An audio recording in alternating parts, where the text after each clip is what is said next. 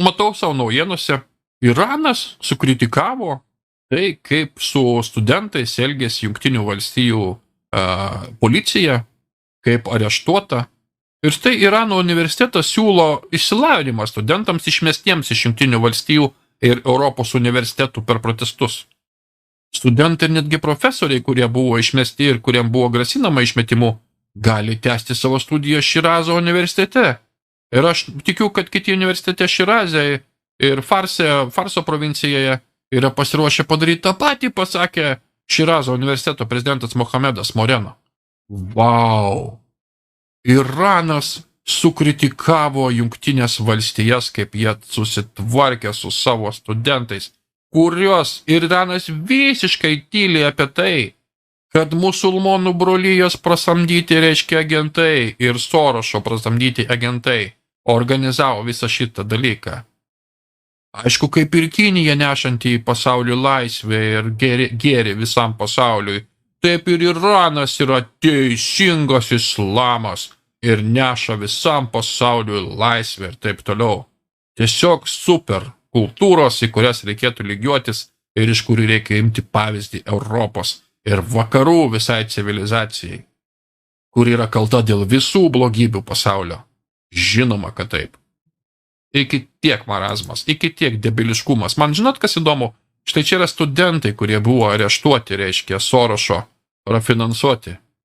Jie visi turi bendrus bruožus, atkreipkit, dažytus plaukus, atrodo taip bele kaip, reiškia. Ir tų nuotraukų yra milijonas, jų yra milijonas įvairiausių. Įdomu, Iranas suteiktų šitiems studentams išsilavinimą. Ir kaip elgtųsi Irano musulmonai gatvėse pamatę štai šitos personažus, kurie protestuoja už Palestiną.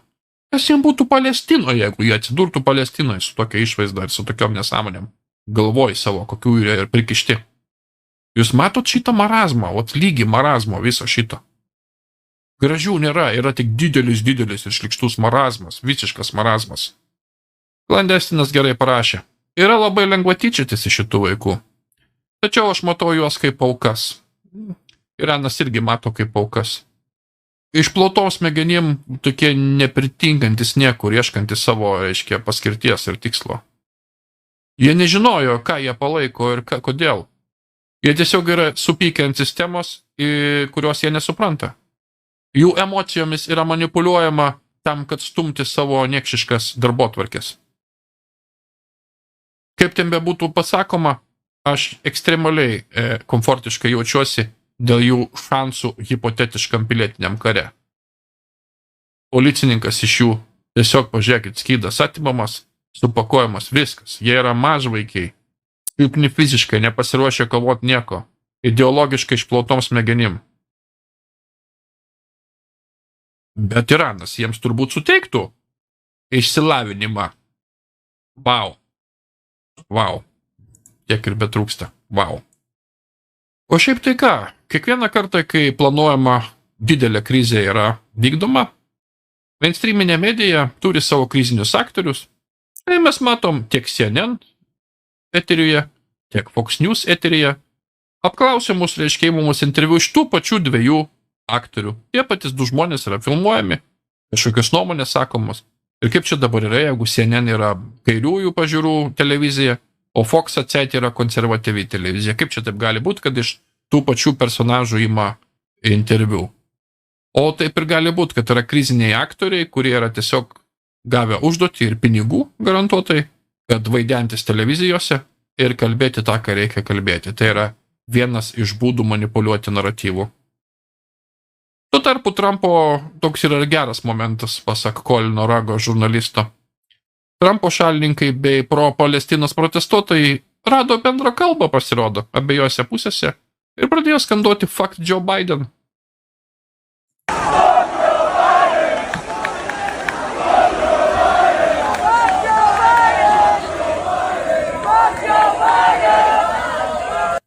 Kasgi galėjo padaryti, kad Joe Bidenas suvienys, reiškia, pro-Palestinos protestuotojus su konservatyviais protestuotojais, tiesiog Trumpo šalininkais. Tiesiog fantastiška. Iki tiek susimauti, iki tiek prisidirbti, kad atsukti prieš save netgi liberoidinį jaunimą, netgi šitą. Studentai reikalauja, kad nebūtų leista mokyklai Lockheed Martinui, reiškia, rekrutuoti studentų miestelyje ir taip toliau, žodžiu, protestas nukreiptas prieš karinį industrinį kompleksą. Kaip ir sakyčiau, būtų idėjos geros, bet išpildymas visiškai netoks. Ir ką? Ir tai sukėlė priešingą reakciją visuomenė ir tarp tų pačių studentų. Staiga atsirado daugybė studentų, kurie tiesiog pradėjo užstoti vėliavą, ją saugoti, atsistoti prieš šitą visą vykdomą politiką, giedoti Jungtinių valstijų himną, Jungtinių valstybių teisingiau himną, tiesiog jaunimas aikštėse susirinkęs. Ir taip buvo galima ir tikėtis, nes kiekvienas veiksmas turi atoveiksmį ir kiekvienas, reiškia, šitas leftistų spaudimas daromas, kiekvienas iki gauna reakciją, kuri yra to lygiai proporcingai priešinga tam, ką jie prastuminėja. Ir tai yra labai džiugu, nes kuo daugiau tokios reakcijos, to greičiau šitie marazmai užsibaigs. O Baltieji rūmai, matydami šitos protestus, problemas, reiškia, ir žinodami, kad jie šito nesutvarkys, staiga pradėjo keisti kryptį, čia būtent atstovė spaudai, Karine Jean-Pierre, pareiškė, kad paklausta apie tai, kad, pavyzdžiui, Fox News žurnalisto, kad Bidonas atseit istoriškai kalbėjo stipriai prieš antisemitizmą, bet šią savaitę jis, pavyzdžiui, nekalba per šitos protestus apie antisemitizmą, kur yra kurstomas antisemitizmas tuose protestuose. Tyčia, įdeginėjimas antisemitizmas. Antisemitizmas, mėlyje, yra tikras dalykas. Čia gili tema, ta prasme, bet egzistuoja toks, ar ne? Tačiau šią savaitę jis dingęs veiksme, kaip čia missing in action. Ar jis yra taip labai susirūpinęs prarasti savo jaunosius balsus su šitais protestuotojais, paklausė Diusė iš Fox News. Onai pasakė, kad neturi tiesioginio atsakymo, kadangi susijęs su 24 metų rinkimas ir kampanija, bet jis pasakė, kad Bidenas, reiškia, pripažįsta tai, ką jis daro dėl jaunų žmonių, įskaitant pastangas atšaukti jų studentų skolas.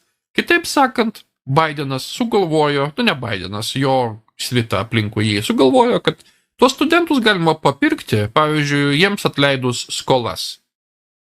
Ir be jokios abejonės tos skolos sudaro milijardus dolerių ir tas skolas be jokios abejonės apmokės visi likę mokesčių mokėtojai, nes pinigai neauga ant medžių ir tik socializme egzistuoja pinigai, kurie yra kaip sakant, be galo be krašto ir nieko nekainuoja.